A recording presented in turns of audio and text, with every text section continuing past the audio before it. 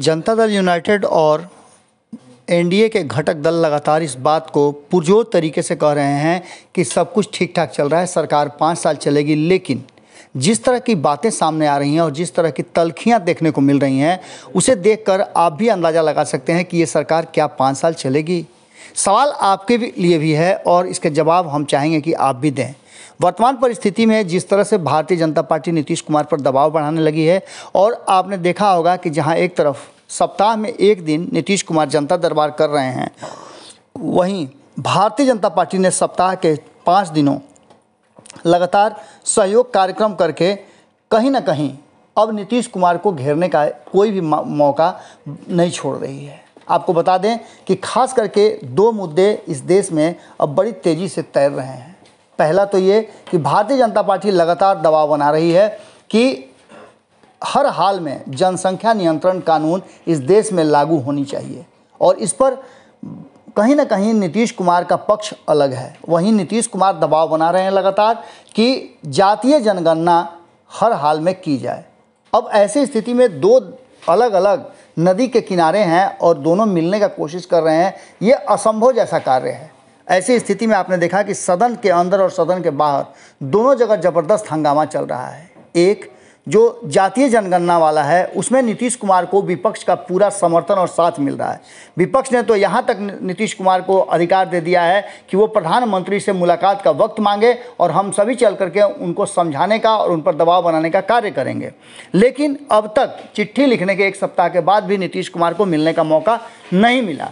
उसके बदले में भारतीय जनता पार्टी लगातार नीतीश सरकार में ही मंत्री अपने कोटे के भारतीय जनता पार्टी के नेताओं से लगातार नीतीश कुमार के इस एजेंडे का पुरजोर विरोध करवा रही है। आज भी देखा आपने जिस तरह से तस्वीरों के माध्यम से हमारे पास वीडियो फुटेज आए हैं कि नितिन नवीन जो कि नीतीश सरकार में मंत्री हैं, वो लगातार इस बात का पुरजोर तरीके से समर्थन कर रहे हैं कि जातीय जनगणना नहीं, क्योंकि जातीय जनगणना तो किसी खास वर्ग के लिए है। लेकिन अगर जनसंख्या नियंत्रण की बात की जाए तो वो पूरे देश के लिए और ख़ास करके उन सभी के लिए है जो जनगणना को लेकर के और जातीय जनगणना को लेकर के लगातार एग्रेसिव हो रहे हैं। उन लोगों के लिए भी है कि अगर इस देश में जनसंख्या नियंत्रण लागू हो जाए तो सभी को अधिकार मिलना शुरू हो जाएगा। जब जनप्रतिनिधियों पर यह लागू हो सकता है, विधायकों पर लागू हो सकता है, अन्य लोगों पर लागू हो सकता है, तो फिर सरकारी कर्मचारियों पर लागू हो सकता है, तो फिर आम नागरिक पर क्यों नहीं लागू हो सकता है। और अगर ये आम नागरिक पर लागू हो गया तो जो संसाधन हमारे पास सीमित हैं, उन संसाधनों का सही लोगों में बंटवारा भी हो पाएगा और आगे इन सारी चीज़ों का अपने आप ही पता चल जाएगा। अब ऐसी स्थिति में नीतीश कुमार जिन बातों को लेकर के आगे बढ़ रहे हैं, अगर भारतीय जनता पार्टी उस पर विराम लगा दे रही है, रोक लगा रही है और लगातार उस चीज़ को सामने ला करके नीतीश कुमार को एक तरह से मान के चलिए कि उनको नकारने का काम कर रही है, तो इसके सीधे मायने हैं कि भारतीय जनता पार्टी भी अब नीतीश कुमार के साथ टकराव के लिए तैयार अपने आप को कर चुकी है। ऐसी स्थिति में क्या आपको लगता है कि ये सरकार 5 साल चलेगी? हालांकि नितिन नवीन ने भी कहा है कि सरकार पर इसके कोई असर नहीं पड़ने वाले हैं, लेकिन क्या आप नीतीश कुमार को अच्छी तरह से जानते हैं? और अगर जानते हैं तो क्या नीतीश कुमार इतना घुटन भरी सरकार चलाने में सक्षम होंगे?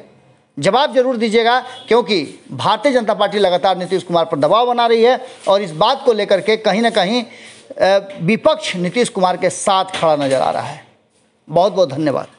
हम लोगों ने शुरू से कहा है कि जातीय जनगणना विषय केंद्र में ऑलरेडी गया हुआ है, केंद्र पर उस विषय पर चर्चा और विमर्श हो रहा है, लेकिन जो बड़ा विषय है वो जनसंख्या नियंत्रण का है। और मेरा ये मानना है कि स्पष्ट रूप से हम लोगों ने भी इस कहा है कि आज जनसंख्या एक ग्लोबल प्रॉब्लम है और हम किसी को तो तब ना अधिकार देंगे जब वो उसका पूरे इन्वायरमेंट पे उसका असर नहीं पड़ेगा।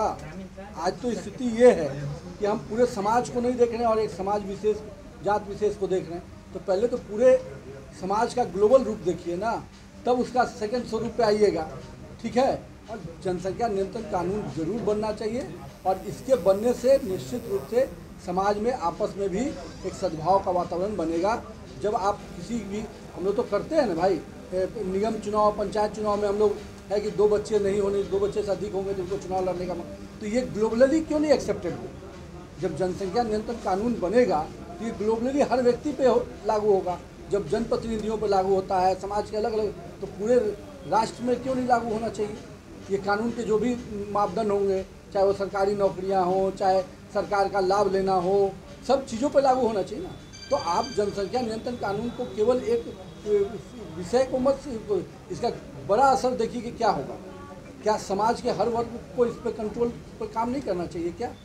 और कानून बनाना इसलिए ज़रूरी है कि कभी कभी कानून के दायरे में लाकर हम समाज को सही दिशा दे पाते हैं। और आप ही के मंत्री नीरज कुमार बबलू, उनका कहना है कि हम लोग जितने भी बीजेपी के मंत्री हैं वो मुख्यमंत्री को पत्र भी लिखेंगे और मांग करेंगे कि जनसंख्या नियंत्रण कानून। देखिए, वो अलग विषय है। माननीय मंत्री नीरज जी ने जो विषय रखा है वो निश्चित रूप से पार्टी के फोरम पर चर्चा होगी, लेकिन जो बड़ा विषय है कि जनसंख्या नियंत्रण कानून पर निश्चित रूप से बनना चाहिए और उस पर किसी भी व्यक्ति को, किसी भी पार्टी को, किसी भी लोगों को पूरे राष्ट्र के स्वरूप में सोचना चाहिए। अगर ये वीडियो पसंद आई और वह बिहार के राजनीति और बिहारियत से सरोकार रखेनी तो सब्सक्राइब बटन दबा के चैनल के सब्सक्राइब कर ली। ओजे एगो घंटी बा, ओकरा बटन दबा देला से कुल सटीक और मारक खबर रुआ मुफ्त में मिल जाई। अगर रुआ पत्रकारिता के हमनी के नया प्रयोग में सहयोग कर चाहतानी तो ज्वाइन बटन दबा दी। पेटीएम नंबर नोट कर ली 9386816700। धन्यवाद।